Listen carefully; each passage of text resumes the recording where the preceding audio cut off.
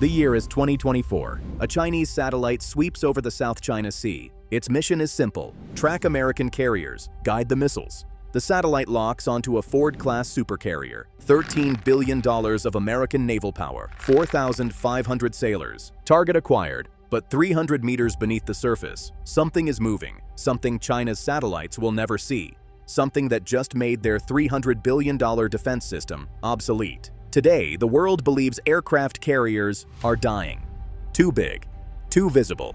China spent decades building the perfect weapon to kill them: the DF-21D carrier killer missile. Hypersonic weapons that move too fast to intercept. Satellites that track every American ship in real time. The logic seems unbeatable. If you can see it, you can hit it. So everyone asks the same question: how can America possibly win a carrier war against weapons designed specifically to kill carriers? But they're asking the wrong question. Because the US Navy stopped trying to protect the carrier. They made it disappear. Meet the Boeing Orca, 85 feet long, fully autonomous, no crew. It costs $200 million, 65 Orcas for the price of one carrier.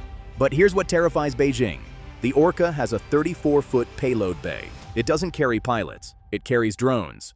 The AeroVironment Blackwing, small aerial drones that eject from the submerged Orca, float to the surface, launch into the air, form a coordinated swarm: 20 drones, 30 drones, 50 drones, all controlled by artificial intelligence. China's entire defense strategy is built on finding big targets: aircraft carriers, destroyers, cruisers. But the Orca is 85 feet long. It sits on the ocean floor, silent, invisible. For weeks, China's satellites see nothing.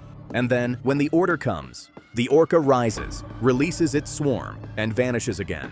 This is inside-out warfare. China's missiles push American carriers 1,500 miles back, too far for F-35s to reach their targets. So the Navy asked a different question: what if we pre-position the air power inside the danger zone before the war starts? The Orca has a range of 6,500 nautical miles. Weeks before tensions escalate, it slips into the South China Sea, finds a position on the seabed, and waits. China sees nothing. Their satellites track American carriers 1,000 miles away.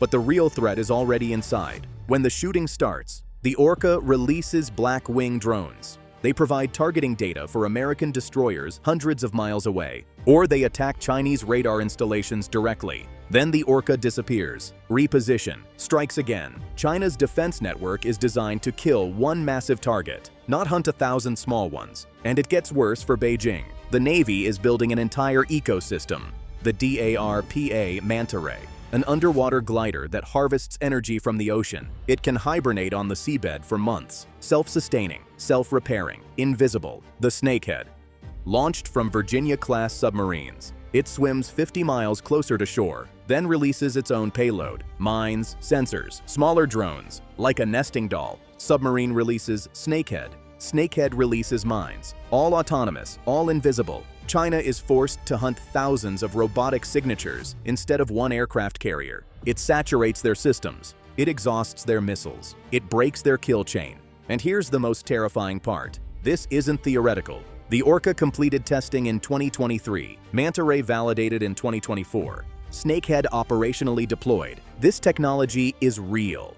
It's operational.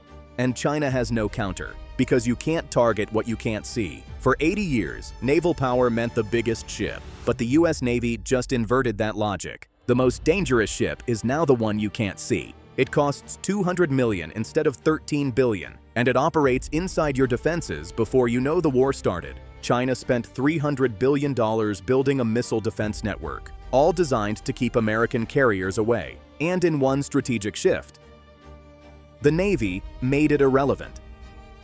Because the carriers aren't coming close. The autonomous systems are already there, on the seabed, waiting, invisible. Chinese commanders think they're safe. American carriers are 1,000 miles away, but they have no idea that 20 autonomous platforms are sitting beneath their fleet. No way to detect them, no way to stop them. And here's the final twist. These systems are deployed right now. The Navy doesn't announce where, so Chinese strategists face an impossible question. Are there orcas in the South China Sea right now? Are there manta rays off Hainan Island? They don't know. They can't know. And that uncertainty is the most powerful weapon of all. Strategic paralysis, caused by invisible robots. The aircraft carrier isn't dead, it's evolving. The carriers are the distraction, while China watches them on satellites.